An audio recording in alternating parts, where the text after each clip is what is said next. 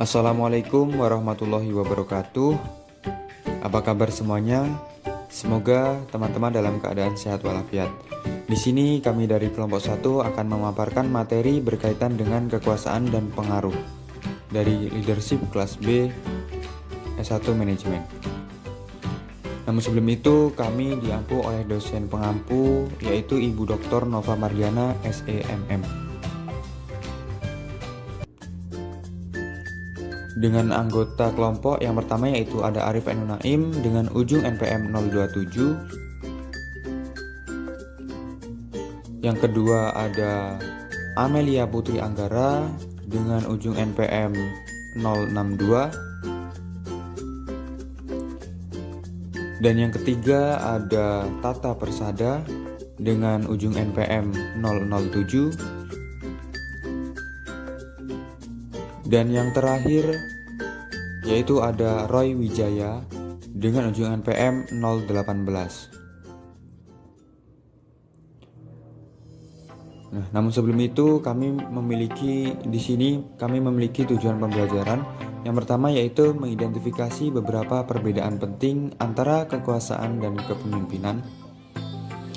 Tujuan pembelajaran yang kedua yaitu menganalisis sumber-sumber kekuasaan pemimpin. Tujuan pembelajaran yang ketiga yaitu mengetahui 5 dasar kekuasaan yang dirumuskan oleh French dan Raven. Tujuan pembelajaran yang keempat yaitu membuat kesimpulan dari pemikiran taksonomi kekuasaan oleh French dan Raven. Dan tujuan pembelajaran selanjutnya yaitu menafsirkan motif pemimpin. Tujuan pembelajaran yang selanjutnya ada mengidentifikasi jenis-jenis taktik mempengaruhi. Selanjutnya ada menganalisis taktik-taktik mempengaruhi dan kekuasaan. Dan yang terakhir yaitu merumuskan kesimpulan mengenai taktik mempengaruhi. Mengenai beberapa perbedaan penting antara kekuasaan dan pengaruh. Yang pertama, kekuasaan merupakan kemampuan untuk menghasilkan efek pada orang lain atau potensi untuk memengaruhi orang lain. Selanjutnya, pengaruh dapat didefinisikan sebagai perubahan dalam sikap, nilai-nilai, keyakinan, atau perilaku seseorang sebagai hasil dari taktik mempengaruhi. Nah, taktik mempengaruhi itu sendiri merujuk pada perilaku seseorang yang sebenarnya dirancang untuk mengubah sikap, keyakinan, nilai, atau perilaku orang lain. Jika kekuasaan adalah kemampuan untuk menyebabkan perubahan, maka pengaruh adalah derajat perubahan aktual yang terjadi pada sikap, nilai-nilai, keyakinan, atau perilaku seseorang yang menjadi sasaran pengaruh. Jadi, keduanya memiliki perbedaan. Munculnya pengaruh itu terjadi ketika adanya kekuasaan. Jika seseorang memiliki kekuasaan, maka dia akan memiliki pengaruh terhadap anggotanya. Jadi, seseorang yang memiliki kekuasaan akan dapat mampu mempengaruhi anggotanya karena memiliki pengaruh dari adanya kekuasaan tersebut. Mengenai sumber-sumber kekuasaan pemimpin. Pemimpin itu memiliki beberapa sumber atas kekuasaan yang dimilikinya. Yang pertama itu kemampuannya untuk mempengaruhi orang lain. Yang kedua, sifat dan sikapnya yang unggul sehingga mempunyai kewibawaannya terhadap pengikutnya. Sumber yang ketiga yaitu memiliki informasi, pengetahuan, dan pengalaman yang luas. Yang keempat, memiliki kemampuan human relation yang baik, kepandaian bergaul dan berkomunikasi. Dan yang terakhir yaitu ada atau tidak adanya krisis. Jadi biasanya pemimpin lebih dapat mengerahkan kekuasaan dalam masa kritis dibandingkan dalam masa yang relatif tenang. Nah, itulah tadi 5 sumber-sumber kekuasaan pemimpin. Taksonomi kekuasaan sosial. French dan Raven mengidentifikasi 5 sumber atau dasar kekuasaan yang dengannya seseorang berpotensi mempengaruhi orang lain. 5 basis kekuasaan sosial yang dikemukakan oleh French dan Raven yaitu: yang pertama, kekuasaan kepakaran atau kekuasaan dari ilmu pengetahuan. Beberapa orang dapat mempengaruhi orang lain melalui keahlian mereka dalam bidang tertentu.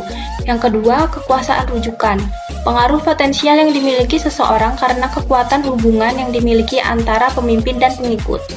Yang ketiga yaitu kekuasaan sah.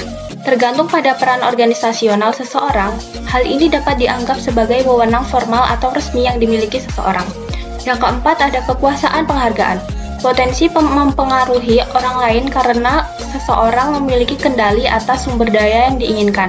Yang terakhir adalah kekuasaan paksa.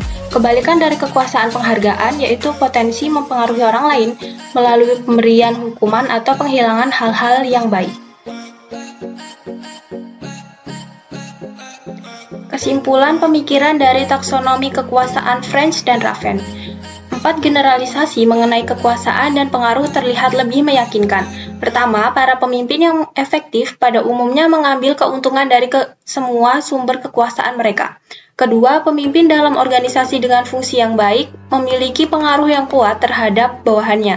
Mereka juga terbuka untuk dipengaruhi oleh bawahannya tersebut. Ketiga, pemimpin memiliki cara yang beragam untuk membagi kekuasaannya dengan pengikutnya. Keempat, pemimpin yang efektif biasanya bekerja untuk meningkatkan kekuasaan mendasar mereka yang beragam, baik kekuasaan kepakaran, rujukan, penghargaan, atau sah, atau cenderung menggunakan kekuasaan paksaan yang mereka miliki.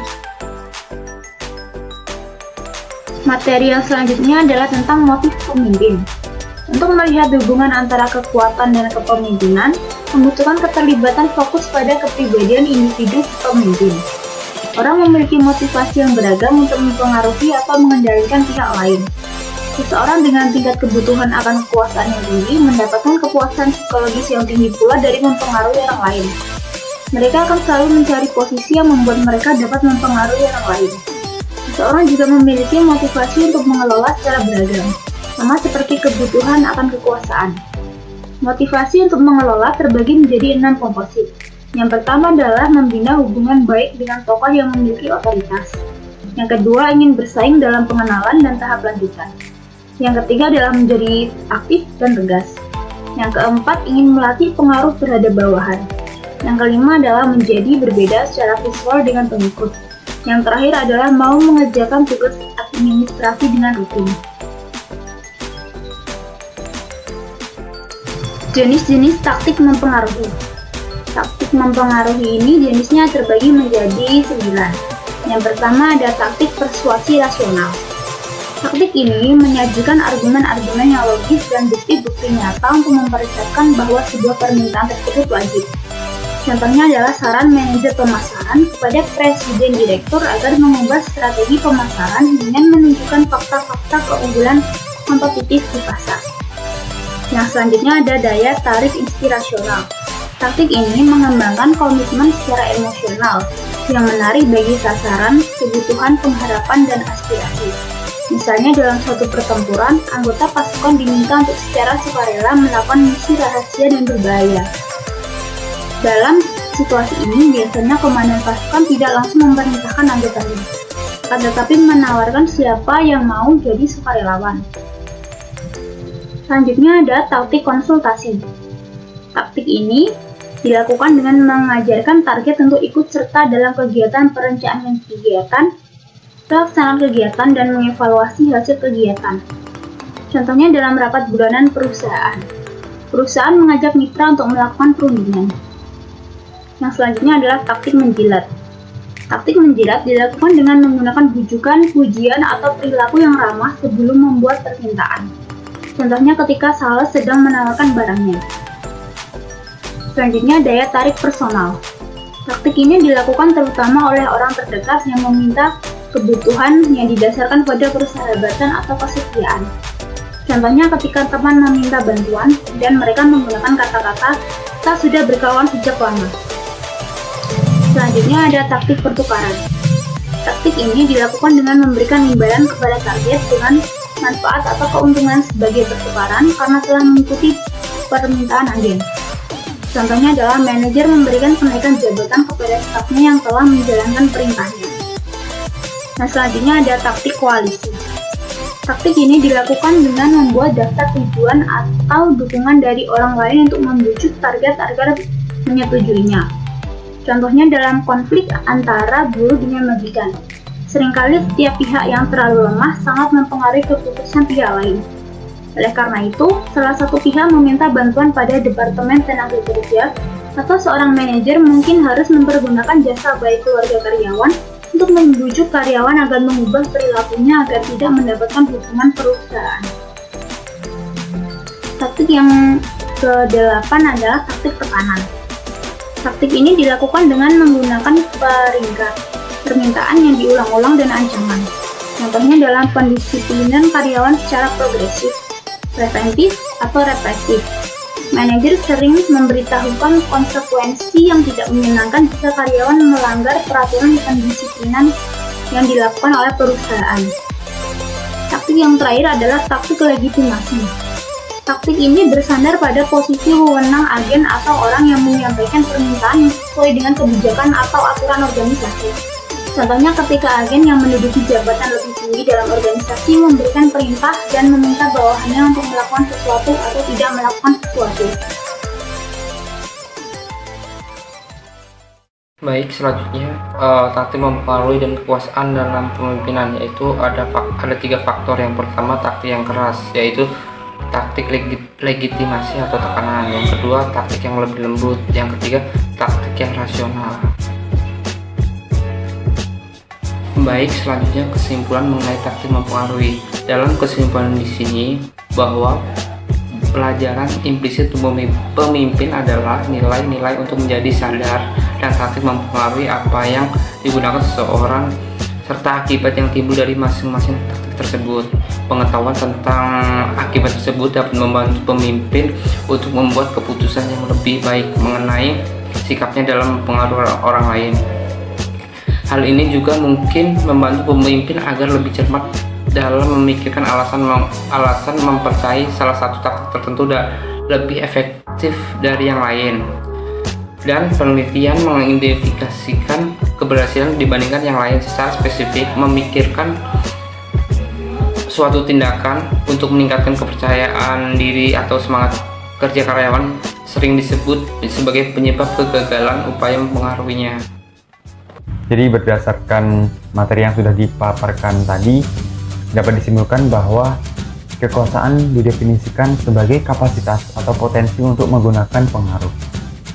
Sedangkan taktik mempengaruhi itu diartikan sebagai perilaku yang digunakan oleh seseorang untuk membentuk sikap atau perilaku orang lain.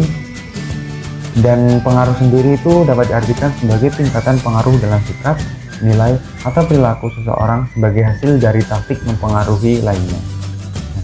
Dengan merefleksikan dasar kepemimpinan mereka yang berbeda, pemimpin dapat memahami dengan lebih baik cara mereka mempengaruhi pengikutnya dan bahkan memperbesar kekuasaannya.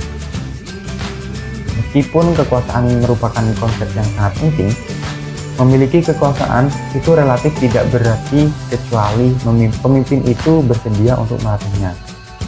Dengan mempertimbangkan secara hati-hati rasionalitas di balik suatu taktik, pemimpin mungkin dapat menghindari penggunaan taktik tekanan atau legitimasi serta mencari jalan yang lebih baik untuk mempengaruhi pengikutnya. Pemimpin yang mampu menggunakan taktik mempengaruhi yang dapat mengubah sikap dan perilaku orang lain dalam arahan yang diharapkan dan dapat membangun kepercayaan diri pengikutnya, itu merupakan keahlian yang harus dikuasai oleh semua pemimpin. Demikianlah tadi kesimpulan mengenai materi kekuasaan dan pengaruh yang dapat kami sampaikan. Semoga apa yang kami sampaikan ini dapat bermanfaat. Demikianlah materi yang dapat kami sampaikan. Apabila terdapat kesalahan kami mohon maaf. Terima kasih atas perhatiannya dan kami ucapkan terima kasih. Kami akhiri. Wassalamualaikum warahmatullahi wabarakatuh.